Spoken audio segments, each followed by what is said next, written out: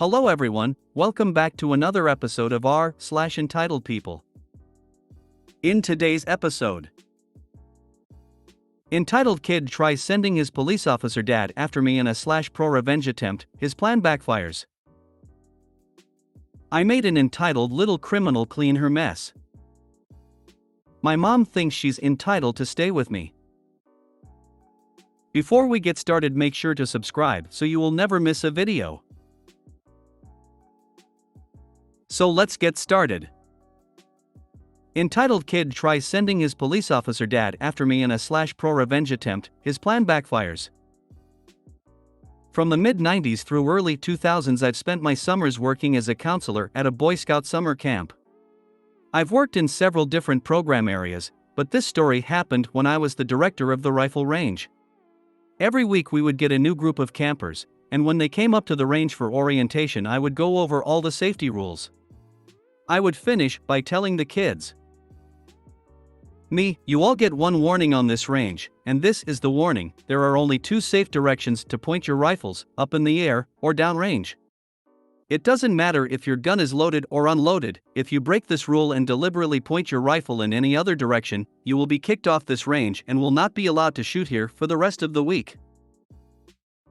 I would go over all of these rules again for the kids on the first day of merit badge classes to satisfy the safety rule requirement for the badge.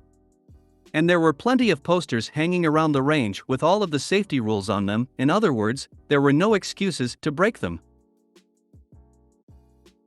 One day the scouts in my merit badge class were practicing shooting for the test they had to take at the end of the week. One scout, the entitled kid of this story, thought it would be funny to point his rifle at another scout and spout off some random action movie line.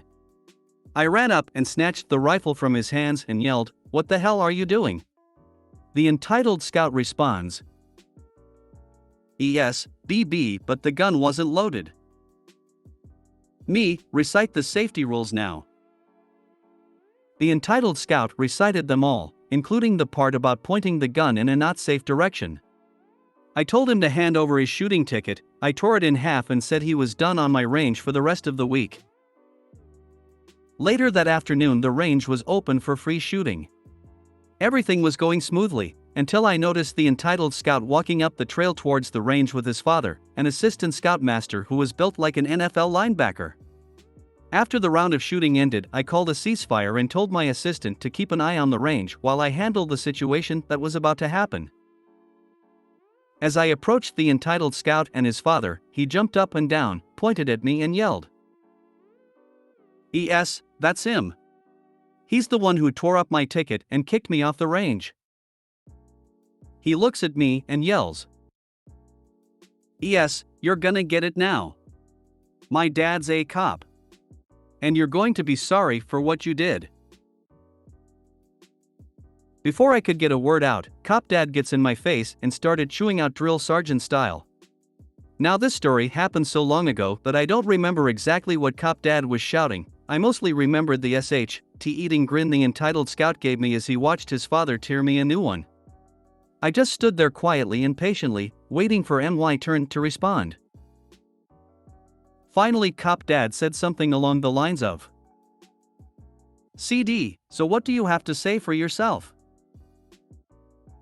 Yes, I did tear up your son's shooting ticket and kicked him off my range. But did your son mention why I did that?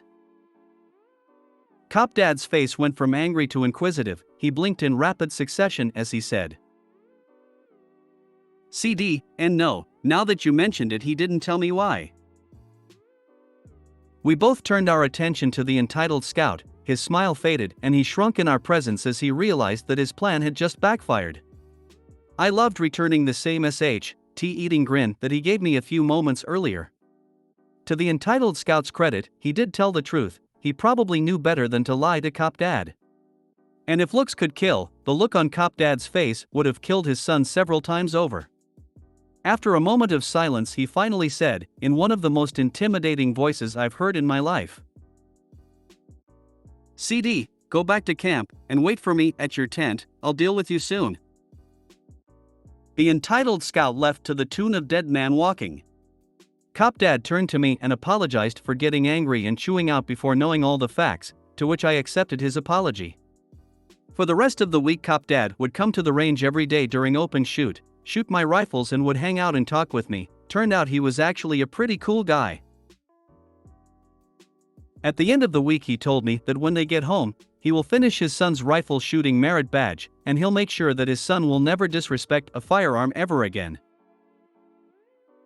Love that Dad actually realized his kid was wrong.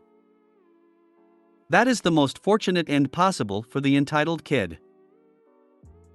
I do a little shooting at a local range and have seen the safety officer boot people for even accidental safety violations. He isn't an asshole, but gun safety lessons need to be learned without mercy. Make even a slight mistake, you're done for the day. Do something egregious and gone for good. Fortunately, I only had a few instances where I had to deal with scouts and scoutmasters who broke safety violations. This story specifically was my most memorable. And he'll make sure that his son will never disrespect a firearm ever again. Hopefully, he will also make sure the kid never disrespects another person again by telling his father lies by omission. I made an entitled little criminal clean her mess. This happened last night and I want to get some opinions whether what I did was extreme or right on. I work in food service industry. We were closing and I was about to do the bathrooms to clean up. There I see this chick intentionally clogging the toilet hole with tissues and the water filled with pee.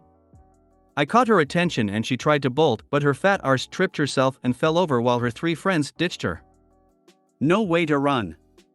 I brought my boss and filled them in on what happened. Seeing as I caught her myself, I decide what to do. I gave the chick 2 choices. 1, I call the police and report her for vandalism and criminal mischief, or 2, she cleans up the mess herself. She cleaned it herself and asked me to give her gloves. Now here I may be an asshole. I refused to give it to her, my reasoning because she had the gall and energy to fill the toilet without gloves with tissues and piss, so I don't see why she can't remove it without the gloves either.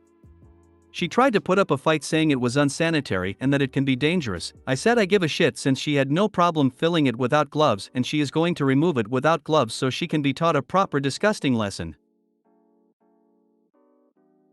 In the end, she did it without gloves, with some arguments here and there. When she completed it, she ran out of the store crying she will report me. I said good luck with that. Several of my coworkers support my method, one of which said he thought I would have ordered her to clean the floor with her tongue or something. My boss said they are mixed on the situation. Edit: the title is a bit misleading to some people as you were questioning the age of the girl, stating she may have been a minor, but just letting you know, she far from it. My best guess is she was at least in her mid to late 20s. I'd bet she won't do that again. She will gossip at school. The rest will laugh at her and not dare to pull it again. My mom thinks she's entitled to stay with me. I'm really confused on what to do in this situation. I love my mom, but we haven't had the best relationship. She's really good at emotionally manipulating me in most situations to get her way. We have also had a lot of arguments over my fiancé. She doesn't seem to like him over stupid reasons such as him being quiet, anxious, and she finds it hard to start a conversation with him.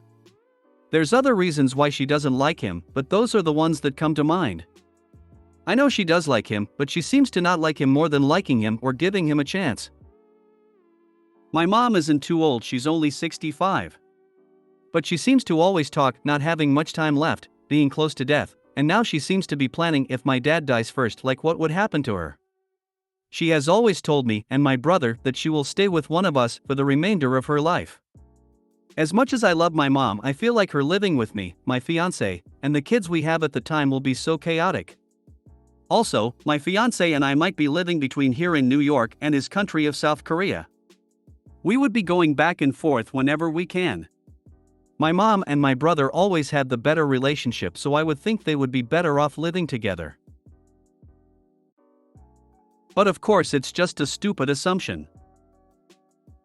Last night my mom also said she will live with between my brother and I, who makes the best money, to financially support her. That felt like a weird comment to hear. My brother makes fairly good, I could make better money but I'm getting by, and my fiance comes from a wealthy family so he has a goof financial background. My fiance and I are planning on moving out together and starting our lives together. We're planning on moving out over this upcoming summer. With those plans and all upcoming events like getting married and starting our lives together, I'm worried of my mom telling me and him that we need to take care of her. It's just a really weird thing. Of course I would take care of my mom, but I don't know if I can live with her, but I wouldn't want her to be without a place to stay. I also don't know where my fiance and I want to live just yet, if we want to live close to her or far away. Had the factor that we're considering spending some time in life in his home country. I'm curious, for anyone that's been in a situation like this with a parent or family member, how do you handle it? Is my mom being entitled, or is this just the way of life? TBH, grow a spine and tell her no. You and your fiancé are obviously planning to spend your lives together, and if he has to live with someone who clearly dislikes him, it's going to cause a lot of problems between the two of you. Just because she is family doesn't make her entitled to decide that she is going to intrude on her children's lives. She can live with your brother, and if she doesn't like that, tough. I would personally suggest you lower your contact with her anyway, because she sounds toxic, honestly. My mom the same way. It's manipulative person who prepares you for her plans. She is young and doesn't think about anyone else but herself. My advice: don't agree on anything and don't stay silent. Tell her it's too early to plan, and when time comes then you will make a decision. Reassure her that she won't be left alone or without take care, but tell her that leaving arrangements you will discuss with your husband and all of the family when time comes. And try to make it clear that it's not up to her to make decisions. Always say, I will decide, we will decide. Never tell her you will choose. Good luck. If you made it to the end of the video, thanks for watching. Don't forget to like, subscribe and share, and we will see you in the next video.